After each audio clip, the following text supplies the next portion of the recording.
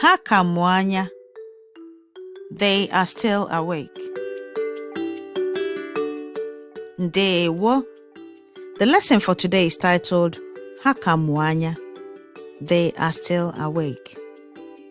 And it's a story about a couple of children who were reading a book when it was past their bedtime.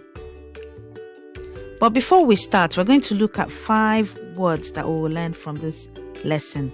And these words are Owa, flashlight, Ilaba, to go to bed, Ilaba, to go to bed, Ịgbanye ọkụ, Ịgbanye ọkụ, to switch on the light, Nne na nna, Nne na nna, parents, Ụda ụkwụ, Ụda ụkwụ, footsteps. Ready? Let's begin. Ka anyị bido. Ọzọ na Chikwe mụ anya. Ọzọ na Chikwe mụ anya.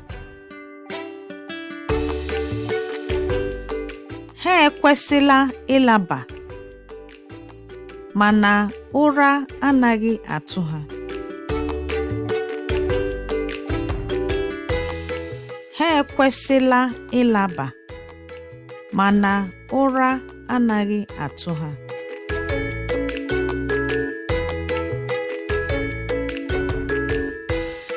Nne na nna ha amaghị na ha ka mụ anya.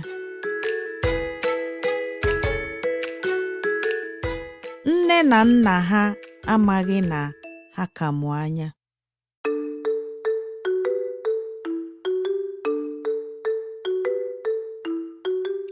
Ha bupụtara akwụkwọ ọhụụ azụtara ha taa.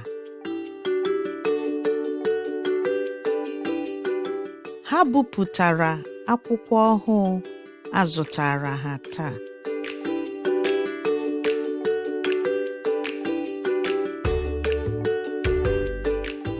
Akwụkwọ a bụ onyinye nwanne nna ha nyere ha.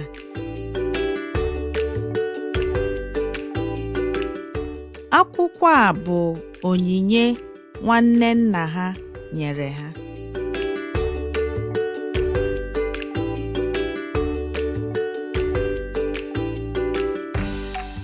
Ha achọghị ịgbanye ọkụ.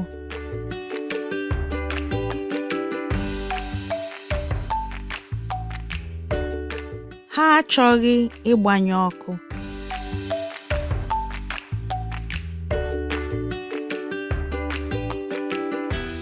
Ha gbanye ọkụ, nne na nna ha ga-ama na ha mụ anya.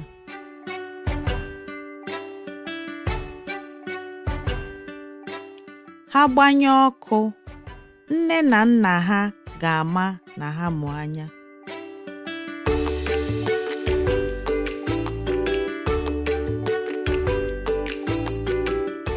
Ha abụọ nọ n'akwa.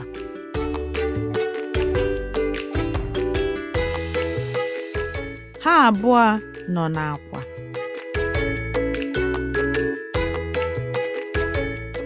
Or you could say ha abụọ nọ n'akwa, depending on the dialect. Ha ji ọwa abụọ agụ akwụkwọ.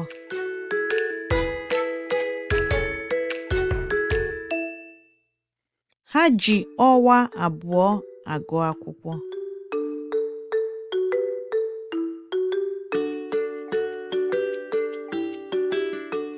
Ọzọ ji otu, Chikwe jiri nke ọzọ.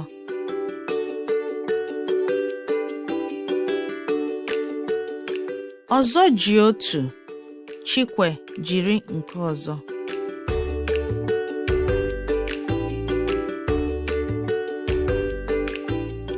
Akụkọ dịgasị n'akwụkwọ a na-atọ ụtọ.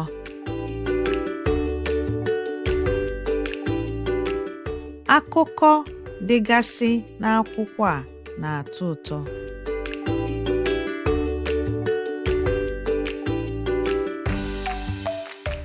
Ha nụrụ ụda okwu nna ha wee gbanyụọ ọwa ha.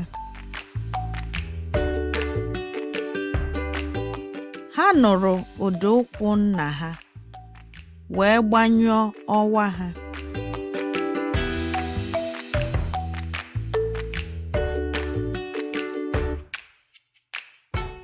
Mana nna ha abataghị n'ime ụlọ ha.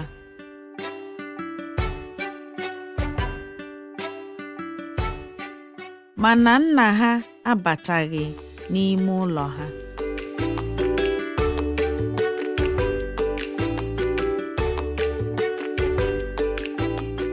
And so the 5 words we've learned from this lesson are ọwa, flashlight, ịlaba,